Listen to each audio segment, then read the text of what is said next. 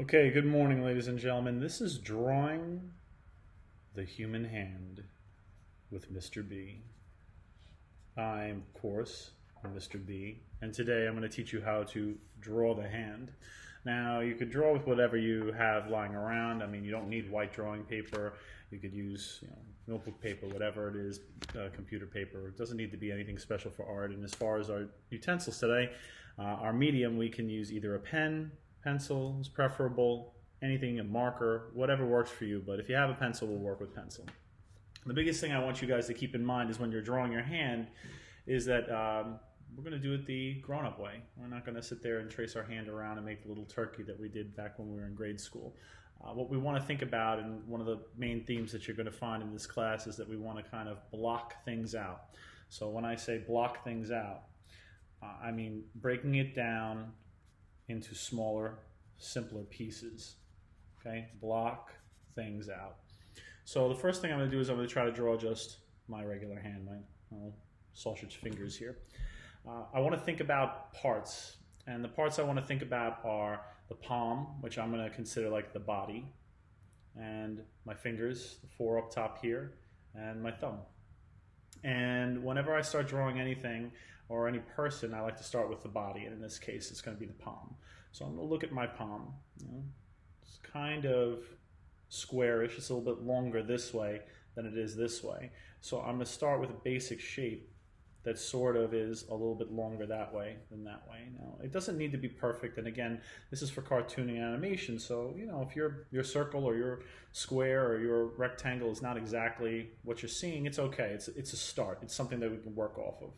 And if you notice the way I drew that, I drew it with this short, sort of choppy, sketchy line. Okay, this is just a practice line. This line is not going to be part of my final drawing. It's basically just laying out where parts are going to go. So, and I've also done it very light. That way it's easy to erase, alter, and change. And later on you're going to see how I darken up the drawing to kind of make that disappear. The next part of this I'm going to look at is going to be my fingers. Now, instead of trying to draw each one individually, what I want to do is think about this as one group. Okay? And I'm going to almost follow along with my eyes and outline them. And what I'm going to do is I'm going to take a look at those fingers and then compare it to my palm. Well, my palm seems a little bit longer than my fingers, so when I start making my shape here, I'm going to try to keep that in mind. And the thing about drawing like this is that you don't know if you drew it right just by looking at it. You can't just tell, oh, I did it right. It's putting something down on the piece of paper, then looking at what you're drawing, looking at your drawing and saying, well, do I have to make an adjustment or change? But you can see I've kind of tried to make a shape that will offer all the space I need for where the fingers are going to go. Now that I know where they're going to be, I've blocked them out. Now I want to kind of break down where each one's going to go. Now, some people might want to go, well, I'll just draw one finger and then the next finger and the next finger. Generally, when you do that, you end up with, a couple weird fingers, and then they don't take up all the space that you need. So what I like to do is I kind of like to start to work from the middle and work my way out so I can get the spacing right. I'm going to look at that middle, and I'm going to see that this, for me, besides this big space here, is really like the middle, between the middle finger and the ring. And what I'm going to do is I'm going to look to kind of find that space here and lightly just indicate it. I'm going to look in there and see, well, now between this area, I've got to kind of figure out where those two fingers are going to go. And I'm just going to extend this. Now looking at it, it looks like it's going to be too short, so I'm going to extend the length of these fingers down a little bit. Now I have plenty of space here for not just these two fingers, but the space that's in between. So I'm going to focus on kind of making sure I have that space in first. And right now I've got a layout of my hand and my fingers that, it's not an exact drawing. It's not perfect, but I have a roadmap, a sort of blueprint of where things can go. So when I sit down and start spending time with all these little details, I kind of know where those details should go before I just start randomly drawing them. That way, if you spend, half an hour working on one little tiny part, you realize that that little kind of part, now it fits with everything else nicely instead of just being off on its own. Now I'm going to work with the thumb. The thumb generally connects to the wrist, okay, down by the arm. So one mistake people do is they start drawing the thumb like up here. It's a very strange looking choice, but it happens all the time. I want to kind of make sure that big connector, that big joint, everything else over here connects to the bottom of the hand. So I'm going to start with a line that comes right down to the bottom of the palm that I drew already, and then this sort of overlaps the top part of the thumb. How long should I make the thumb? I don't know. I have no idea. I'm going to draw it, then look at my hand and look at my drawing and say, well, I feel like I put a little too much space over here, and maybe this, that's about right, but I think I want to kind of close that out a little bit. So I'm going to bring this thumb a little bit up, thin it out on that side a little bit. Kind of look at my hand and try to see, does that look a little closer, a little better? I think so. All right, now I have my layout, my blueprint. I've blocked everything out. This is a point now where I can start kind of working on not just details, but more of this structure. So I've got like that crease, where my palm sort of folds where the fingers are. I can kind of come in and clean up some of those little extra guidelines that I don't need. I can kind of look for some of the bigger details, like this little crease in the middle of my hand, maybe a little bit of the structure of the thumb and the fold. And then I can come in here maybe and start refining the shapes of the fingers a little bit. Let's see that my middle finger should be a little bit longer. Should be just a little bit more space. The ring finger, and it should come down a little bit lower. And I could work on the pinky, make them a little bit smaller. Kind of fit that all together. And it slowly should start to look a little bit more like my actual hand. But one of the big things I want you to notice is that I don't get stuck working on one part for a long time. Do a little bit on this finger, I go to the next finger. I do a little bit over here, I work on the thumb. I work around the drawing, not ever trying to just finish one part and then move on to the next. That way I can see how everything is working together. I think young people or people who are just starting to draw or learn how to draw, they tend to focus on just one part. And when they do that, they kind of lose the big picture of things, and it becomes difficult at the end. You're like, Mr. B, I don't like my drawing. This doesn't look right, this doesn't look right. Because all those little parts you spend all that time with don't really fit together. Now you have something that you're starting to feel pretty good about. You think it's getting there and you're getting into that finish zone. This is where we would come in with what's called a contour line. And our contour line, I can lose my model now because I kind of feel good about where my fingers are. The contour line is that darker, a little bit more pronounced line. I like that line in terms of now cleaning up this drawing. Instead of just erasing everywhere, now I can kind of emphasize what was right. I'll bring my model back up for a second. What was wrong.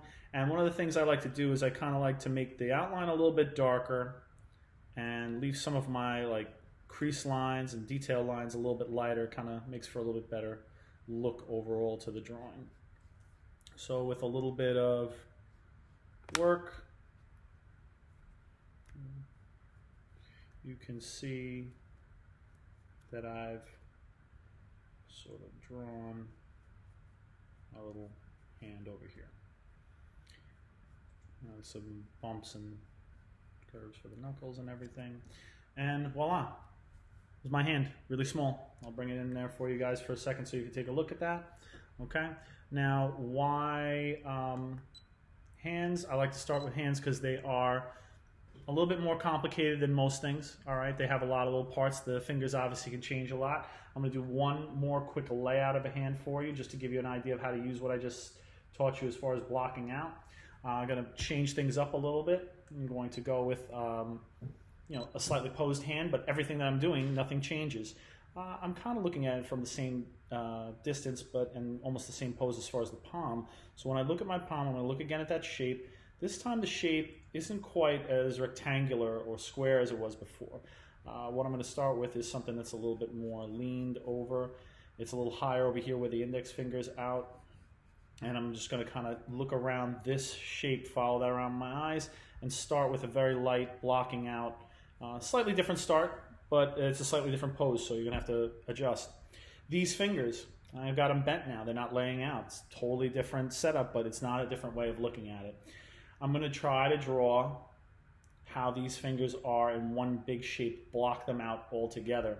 I'm going to look at the longest one because of the pose is my index finger. The rest of them are clumped together. So when I do that, I'm going to notice that there's a bit of overlap here, overlapping with my palm. So when I look to block out that shape, I'm going to overlap. Okay? I'm going to try to lay something out. Again, how do you know it's right? You don't know until you look at it. You got to draw something to look at it and see if you need to adjust it, make it bigger, make it smaller. My thumb is connected down at the bottom over here, sticks out a little far. It's a similar pose to the last one as far as the thumb goes, so it's going to look similar. Now I want to get in there and I want to start breaking up. Let's bring that down just a little bit for you. Technical difficulties. There you go. I want to kind of bring it down and kind of work on my fingers. All right, so again, we want to break this area up. One of the things I like to do is I try to do the one that's out in front first.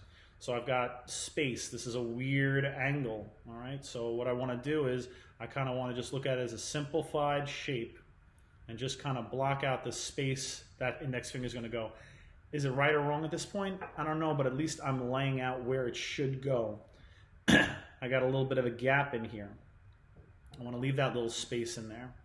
I'm going to go and start trying to block out now, not just the middle finger, but sort of the other collection of fingers. Just kind of refine the space that I've already created. Give it a little bit more sort of a defined look to look more like what I'm seeing. At this point, I want to see, does this look right? Does this look wrong? Something doesn't look right. It looks like there's not going to be enough shape or space for it. This is a time where you need to be an editor and change things. Even after all these years of drawing, you know, I make mistakes. I have to double check myself. I'm going to look, when I have a stack like this, like 3 fingers, 2 fingers, one on top of each other, I always like to draw the one on top first. All right, that way we get the overlap right. So if we can get that one okay, the rest of them should fall in line.